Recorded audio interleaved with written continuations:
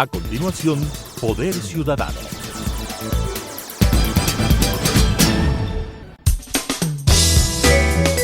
Clasificación B, bajo supervisión de un adulto.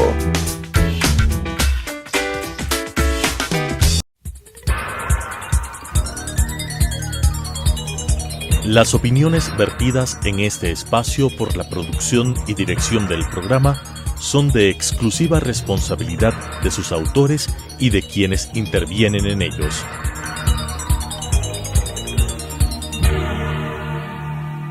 Telesucesos Canal 29 UHF presenta Poder Ciudadano, una ventana construida desde la visión plural ciudadana para la expresión de sus anhelos, demandas y aspiraciones, con la conducción del doctor Patricio Picón. Poder Ciudadano. Esta noche el programa Poder Ciudadano tiene como invitado a un escritor connotado, a un poeta, a un extraordinario periodista, decano de la prensa ecuatoriana, a un ciudadano responsable, a un padre y abuelo amoroso. Nuestro invitado nació en la ciudad de Quito en el año de 1938 y a los 13 años ya escribió su primer cuento Taita José, pues en horas precisamente de clases.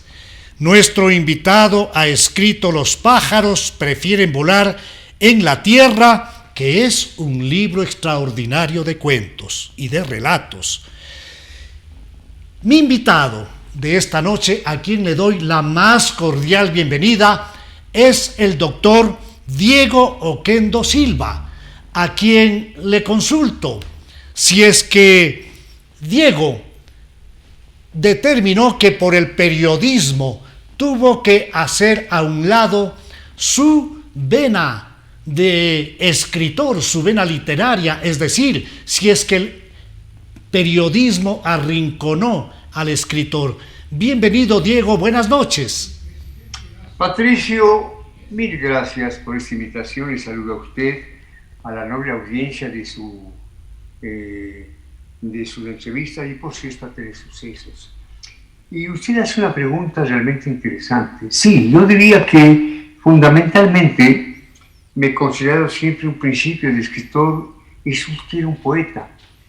Pero es evidente que la fama, entre comillas, de periodista ha terminado por arrinconar mi condición de poeta, pero yo fundamentalmente siempre me he considerado un hombre que escribe versos, que escribe poemas y que, como le digo, pues intenta ser un escritor. Pero su observación es muy aguda, Patricio. Claro, sí, la fama, entre comillas, del periodista Diego Oquendo, un poco como que ha ido arrinconando mi condición más legítima, que es la de un poeta. ¿De dónde nace la vena literaria de Diego Oquendo Silva? Pero, Patricio, primero déjeme decirle que me siento muy a gusto con usted. Porque, y no le digo por halagarle, que usted es un hombre muy inteligente, es agudo, es un hombre con enorme carisma. Bien, Patricio, yo por parte de padre y de madre vengo de familias, digamos, de alta sensibilidad. Por parte de mi padre, pues, digamos, de origen riobambeño, son mis antepasados los pintores Salas.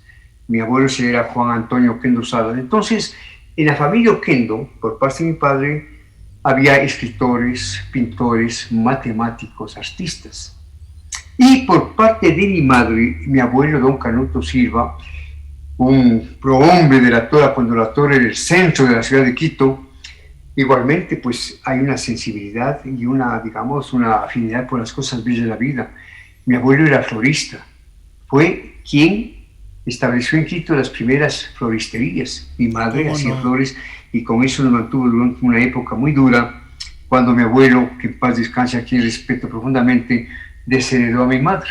Entonces, el núcleo de mi madre, mis 4 hermanos y quien habla, padecían indecible. Entonces, yo diría que por la raíz paterna y por la raíz materna, yo vengo de gente con una alta sensibilidad y con una vocación artística. De gente culta, de grandes lectores, músicos, floristas. Sin duda, gente culta, lectores, gente especial. Diego Oquendo Silva nace hace 83 años en la ciudad de Quito, ¿Cómo transcurrió la infancia del niño Diego Oquendo? ¿Dónde estudió?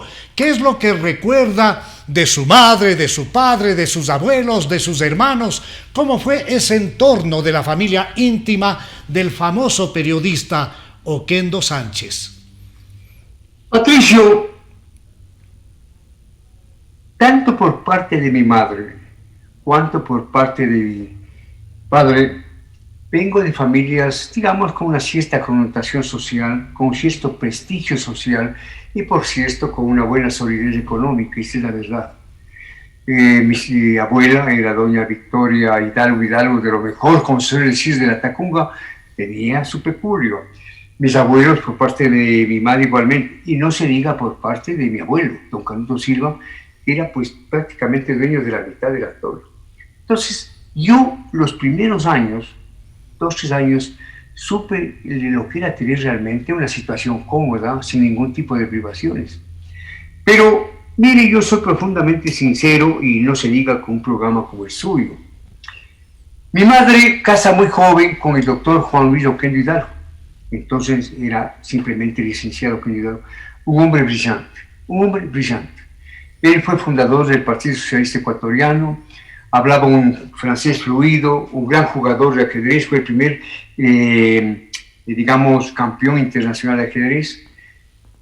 Era un penalista formidable, tocaba 7 instrumentos: violín, bandorín, guitarra, arpa, mi padre. Una voz preciosa. Casa con mi madre con el asentimiento de mi abuelo don Canuto Silva. Pero mi padre, cuya memoria respeto profundamente, un hombre brillante, excepcional, pues era, digamos, muy dado a las amistades, ¿no es cierto?, a las juergas, y hombre con un carisma especial, pues flaqueaba frente al elemento femenino. Entonces mi madre soportó lo suyo estoicamente, 5 hijos. Yo, mire, le voy a decir algo que, y la primera vez que lo digo, yo nazco en el tercer matrimonio de mi padre y de mi madre. Mi padre y mi madre se divorciaron una vez, se divorciaron segunda vez y se casaron por tercera vez. Y yo nazco en el tercer matrimonio de mi padre y de mi madre. En el tercer matrimonio de los mismos contrayentes. Exactamente. Entonces digo, Patricio, llega un momento en que mi madre dice, mire, hasta aquí nomás llegamos, Juan Luis, hasta aquí nomás llegamos. Y se separa de mi padre. Y mi abuelo, don Canuto Silva Terán, un prohombre, no perdona esta decisión de mi madre y deshereda a mi madre. Y entonces, la doña Matilde Silva Chanique, mi madre, cuya memoria respeto profundamente, y sus 5 hijos, Luisa, Hugo, Victoria, Rosario y Diego, pasaron de conocer la comunidad más, digamos, gratificante a conocer, digamos, la pobreza. Yo, a partir de los 3 años, buena parte de mi adolescencia, supe lo que era vivir la pobreza, Patricio, lo que era vivir la pobreza. Y sin embargo, eso pues me llenó de sensibilidad, y en cuanto pude yo busqué, digamos, de alguna manera, solventar mi vida. Así que esa fue mi niñez, una niñez difícil, una adolescencia extremadamente difícil. ¿En qué escuela estudió, Diego? ¿En qué escuela estudió usted? ¿Cuál fue la escuela primaria donde hizo sus primeros pasos? En el centro escolar Eloy Alfaro, que estaba situado en la calle Guayaquil, ahí junto a la botica Pichincha y la calle Esmeraldas, en el centro escolar Eloy Alfaro. Un centro fiscal, un centro gratuito, de absolutamente, prestigio, por supuesto. Mire, no me gusta victimizarme, pero uno tiene que ser profundamente sincero para que la gente sepa quién es Diego Oquendo. Yo acabo de finalizar mi memoria, se llaman ¿De dónde vengo? Yo cuento toda la verdad de mi vida. Entonces me matriculan en el centro escolar en Alfaro, cuyo director era José Ignacio Guarderas, un hombre bondadoso. Me lleva mi madre Matilde al centro escolar, ahí se había educado mi hermano mayor Hugo, el gran guitarrista. ¿Cómo no? Y pues era un hombre de choperías, desordenado, aventurero. Entonces me recibe el director y le dice a la secretaria, vuelve a Cristo a padecer, porque pensó que yo tenía el mismo temperamento de mi hermano. No había tal cosa. Y algo que recuerdo, que cuento mis memorias. Yo llego ahí, aseadito, vestido muy modestamente, Y resulta que el zapatito de mi pie derecho tenía un agujero y por ahí se frisaban mis dedos. Y esto le conmovió al doctor Ignacio Guarderas. Y dijo, doña Matilde, ¿cómo es posible esto? Y mandó al portero, me acuerdo se llamaba Sebastián, a la casa de él, porque él tenía un hijo de mi misma edad y me obsequió un par de zapatos de su hijo. Esta es mi primera presencia en el Centro Escolar de Alfaro, donde obviamente sí me destaqué como alumno. Estoy seguro de eso, Diego. Y todo esto lo que hace es, sin duda, enorgullecer a toda la familia y darle la dimensión humana y la importancia que tiene la trayectoria de una persona que es precisamente un hombre que se hizo con un enorme esfuerzo. Luego usted pasa al Colegio Montúfar, seguramente. Sí. ¿Dónde es que usted inicia? Voy al Colegio Nacional, queda aquí, digamos, en la bajada de la Recoleta. ¿No? En la Maldonado, ¿cómo no? Antiguo Colegio Nacional Montúfar, sí. En la Maldonado. Y exactamente. Ahí usted comienza con sus primeros pasos en materia periodística, tal vez habían periódicos murales, o quizá comenzó con su tarea de escritor, con sus primeros cuentos, con el famoso Taita José. ¿Cómo fue esto? Patricio, la verdad es que desde que yo abrí los ojos a la luz, desde que tú sabía qué es lo que quería hacer, créame, no, pues periodista de radio, televisión, no, pero sentí una vocación, digamos, indetenible por los libros y por la literatura, y esto en gran medida inspirada por mi padre. Voy al Colegio Nacional Juan Pío Montúfar, que era un establecimiento fiscal gratuito.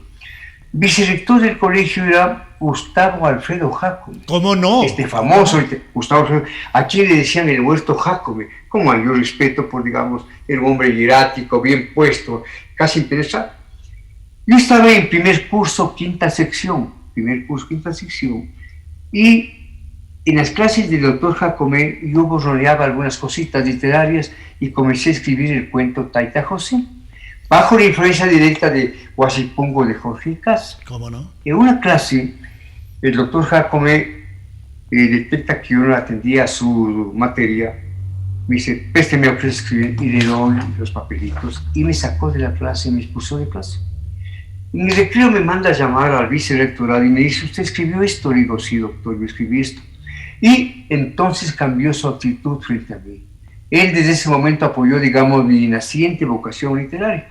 Y el cuento Taita José fue presentado a un concurso intercolegial, yo estaba en primero, un concurso intercolegial en el que participaban alumnos hasta de sexto curso y ganó el primer premio. Taita José, que luego fue ilustrado por un famoso dibujante, Carlos Rodríguez, de acá, que ha fallecido. Y ese cuento está publicado en Letras del Ecuador. Es un hermoso cuento titulado Taita José, y ahí, pues, digamos, se inicia mi carrera de escritor, entre comillas, Patricio. En definitiva, con la aceptación, con el entendimiento positivo de Gustavo Alfredo Jácome, que pudo observar que no se trataba de una travesura de un muchacho de primer curso, sino que había escrito un primer cuento, una obra literaria. En ese colegio de gran importancia, en el Juan Pío Montúfar, habían profesores de gran nivel. Yo recuerdo de uno de ellos, que es Carlos Carrera, que fue profesor de literatura. No sé si fue su profesor. Pero claro, o sea, ¿a qué se refiere? Claro. Yo tuve grandes maestros en el Montúfar. Tuve el doctor Carrión, hermano de Juan Cincelo, Jorge Enrique Carrión. ¡Qué profesor! Tuve un profesor Vicente de la Puente, grandes maestros de la literatura. Para entonces yo, pues, era un lector enfermizo, leía todo lo que caía en mis manos y se fue afianzando en mí mi vocación fundamentalmente de escritor, ¿no? ¿Usted usaba la biblioteca del colegio, la biblioteca municipal, la biblioteca nacional, o tenían en casa una buena biblioteca? Sí, Patricio, en el Colegio Montúfar había una biblioteca, pero bastante precaria. Yo más bien, pues, visitaba la biblioteca municipal. Y claro, me dolía porque yo siempre he amado los libros. Yo respeto profundamente los libros. Este es uno de mis libros, ¿no? Respeto profundamente. Por cierto, hago anotaciones al margen, lo tacho, incorporo recortes de prensa. Pero cuando iba a la biblioteca municipal, ahí cerca de San Blas, me dolía ver cómo otros estudiantes, hombres y mujeres, incluso hurtaban libros y recortaban las páginas de los libros. Y yo me sentía profundamente dolido porque si algo me inspira un profundo respeto es la presencia física de los libros. ¿Cuándo es que nace realmente esa vocación, la inclinación y cómo comienza ya su tarea periodística, Diego? Bueno, yo estudiaba en la Facultad de Derecho de la Católica, becado porque yo no tenía, pues digamos, recursos para pagar en esa época. Era una universidad, digamos, de élite, la Universidad Católica, ¿no?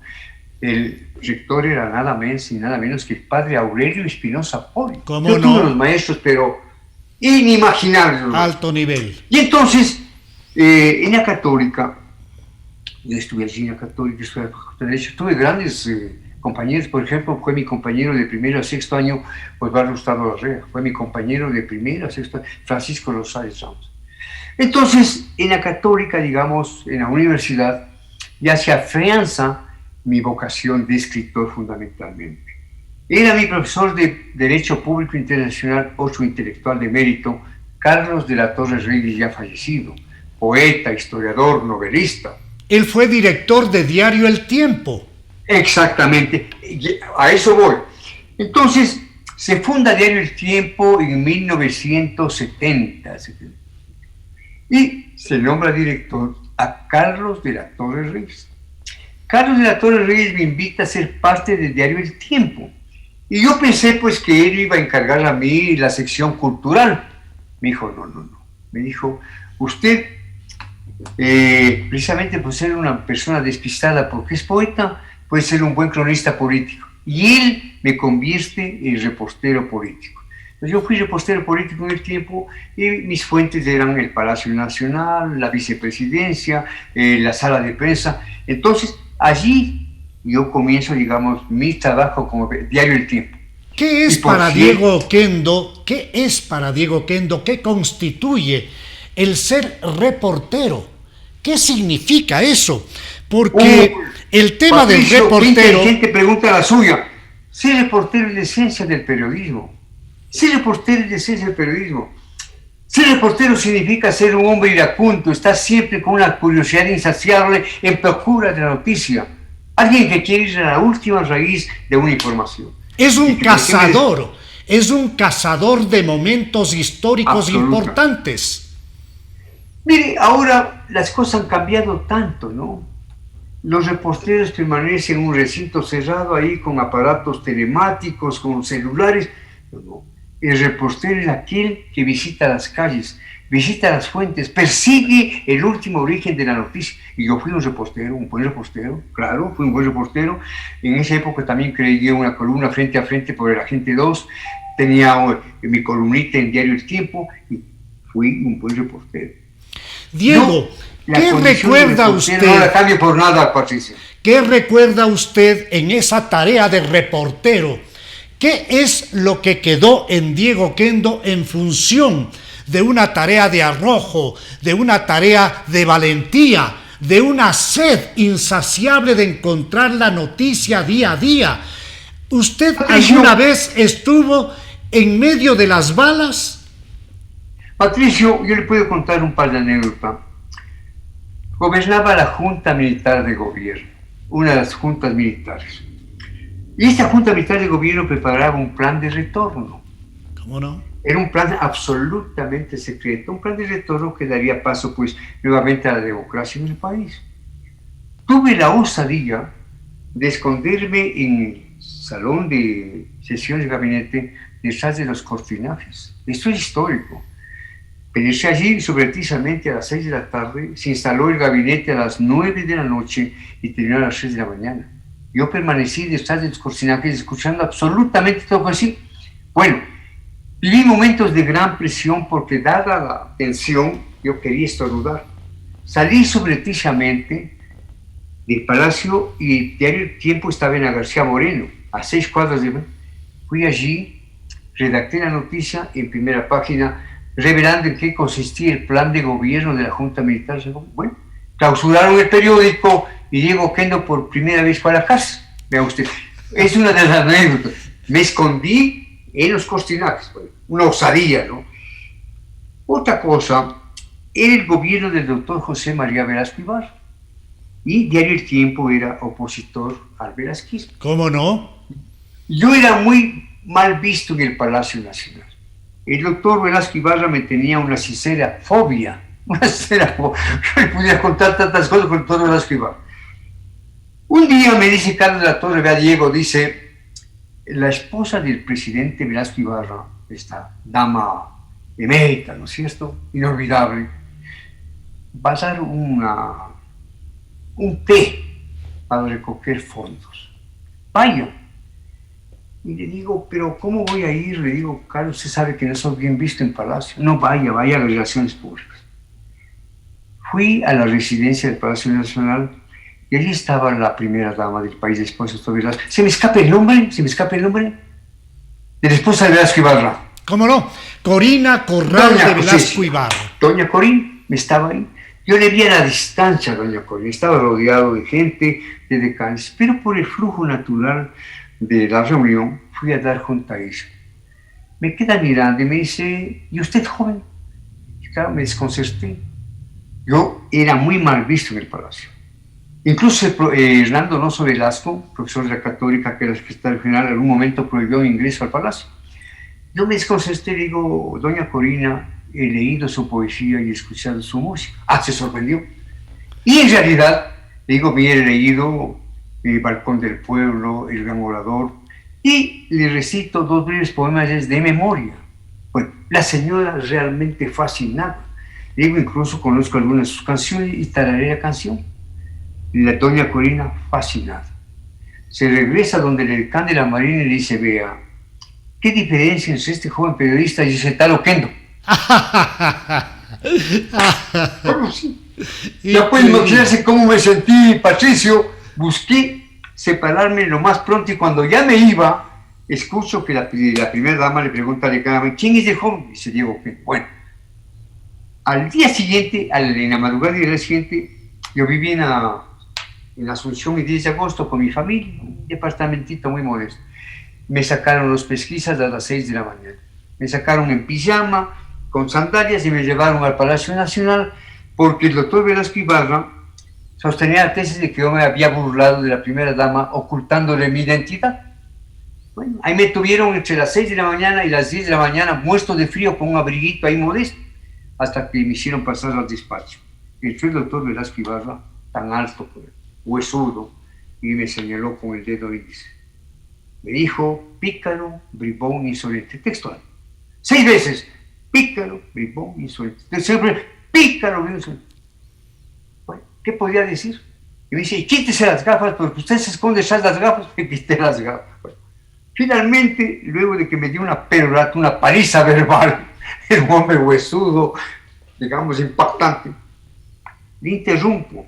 Le digo, señor presidente, cállate, señor presidente. Usted en su discurso ha citado más de una vez a Rodó y ha hablado el concepto de la niñez y la juventud según este pensador Rodó.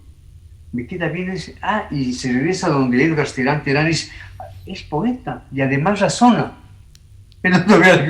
Bueno, finalmente me hizo sentar, me hizo traer una taza de café y me dice, ¿por qué está usted así? Digo, señor presidente, porque me sacaron de la cama. Bueno, usted sabe lo contradictorio que es el doctor Velasco Ibarra, y me mandó a la casa con el intendente de policía, un señor Carrera, en un caso de la presidencia. Vea usted lo que he vivido, Patricio.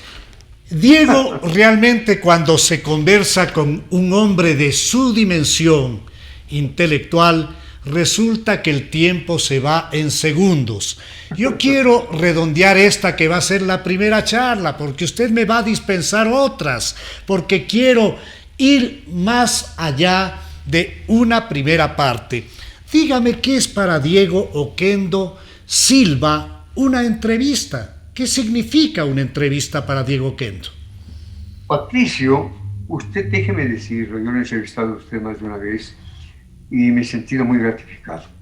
porque cuando usted está en el programa se eleva la sintonía, y se lo digo de corazón, porque usted es un hombre agudo, penetrante, frontal, y además maneja el sentido del humor con gran inteligencia. Entrevistar para mí es una de las dimensiones más, que digamos, sustanciales del periodismo. Yo para cada entrevista, Patricio, me preparo. Para cada entrevista averiguo quién es el entrevistado, cuál es su origen, cuáles son sus realizaciones, cuáles son sus fallas. Preparo las preguntas adecuadas. Para mí, entrevistar es un descubrimiento cotidiano. Yo aprendo con cada entrevistado. Y yo recomiendo a los jóvenes entrevistadores que se preparen. Yo me entré en... hay un chico de la televisión de Coavisa, ¿cómo se llama? El chico del presidente. ¿Ah? El chico Asprúa, que tiene un gran futuro, tiene todo a su favor. El chico Juan Carlos Asprúa tiene facha, tiene estatura, tiene carisma, dicción, tiene todo. Y una vez me encontré en la Plaza de la Independencia y muy respetuosamente se bajó de la vereda para más o menos igualar las estaturas. Y me dijo, doctor, ¿qué consejo me da? Dije, mira Juan Carlos, un periodista y un entrevistador tiene que ser un hombre preparado y un hombre culto. Lee, tiene que saber absolutamente de todo, porque lo único que te da valor en una entrevista es la credibilidad. Que la gente sepa que cuando tú entrevistas eres un hombre creíble y un hombre culto. Para mí la entrevista es, digamos, el maravilloso secreto del periodismo. Diego, quiero concluir este primer diálogo pidiéndole que en un minuto se digne hacer un mensaje para la juventud ecuatoriana. Mil gracias, Patricio. Yo le diría a la juventud ecuatoriana que se prepare, que estudie. Yo siempre he sostenido una premisa: con educación todo, sin educación nada, Patricio.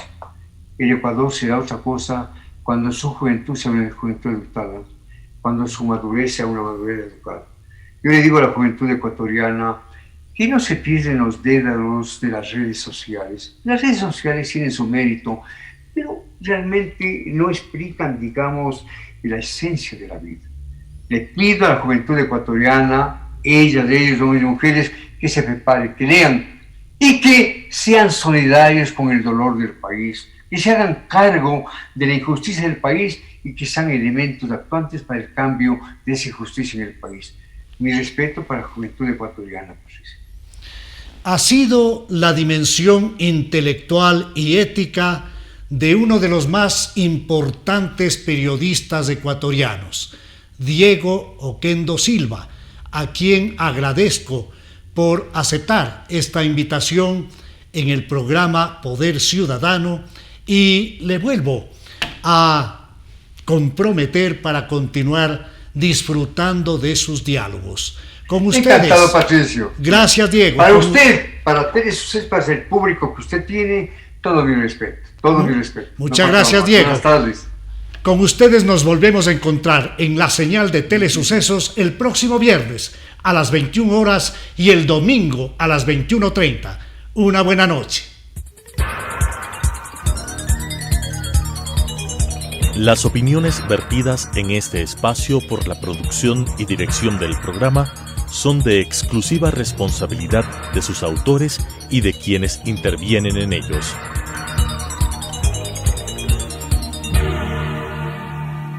Telesucesos Canal 29 UHF presentó Poder Ciudadano, una ventana construida desde la visión plural ciudadana para la expresión de sus anhelos, demandas y aspiraciones, con la conducción del doctor Patricio Picón. Poder Ciudadano.